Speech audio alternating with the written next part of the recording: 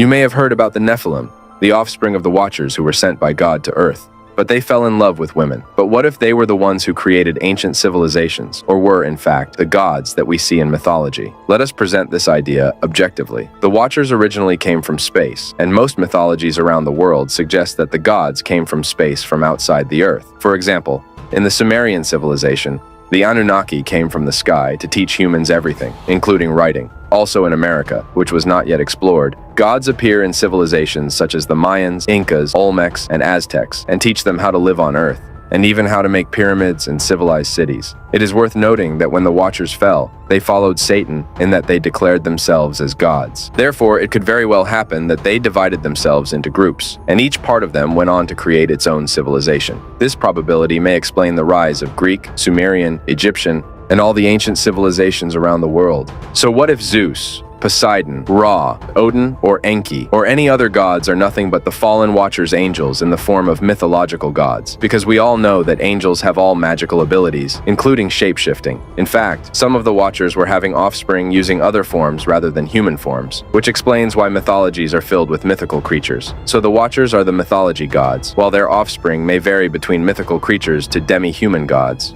This may sound crazy, but actually it's reasonable. We find more answers in the fact that before the Great Flood, people would live nearly 1,000 years. But after, God set it to 120 as the maximum age a human being can live on Earth. Additionally, the Great Flood is said to come to wash evils from the Earth, right? Well, evil still remains, and evil people still exist even after. So maybe, and I say maybe because all this is just a theory that we discuss here, maybe God created the Great Flood to end the era of Nephilim and old mythology, to start the world that we live in today.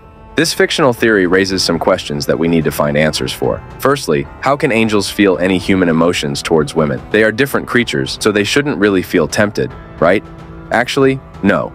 According to the Book of Enoch, not all angels are immune from falling, especially the angels that have all wisdom and know all good and evil. And guess what? The Watchers were from this type of angels. So even though they can't really get married in their angelic form, they can easily imagine it and think about it as, oh, that would be fun. Let's transform into humans or demi-human angels sort of thing so we can experience how it would be. This isn't new actually, because that's also how Satan fell. He imagined himself better or equal to God and wanted to make himself a god by rebelling against God and taking his place. I really don't know if these angels with all wisdom thought this was a bad idea, or they actually knew that there's a way to achieve that. It's really terrifying to think about it, and there are no answers. So let's just avoid this question and keep focusing on the Watchers for now.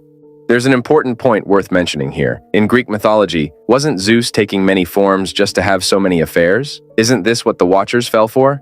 Remember when Zeus's wife, Hera, the jealous goddess, discovered his affair with Semele when she later became pregnant? As an old crone, Hera befriended Semele, who confided in her that her lover was actually Zeus. Hera pretended not to believe her and planted seeds of doubt in Semele's mind. Out of curiosity, Semele asked Zeus to grant her a boon, and Zeus was eager to please his beloved, so he promised on the river Styx to grant her anything she wanted. She then demanded that Zeus reveal himself in all his glory as proof of his divinity. Though Zeus begged her not to ask this, she persisted, and he had to comply with his oath. However, mortals cannot look upon the gods without incinerating, and she perished in the blink of an eye. This story shows that Zeus's human form wasn't his true form.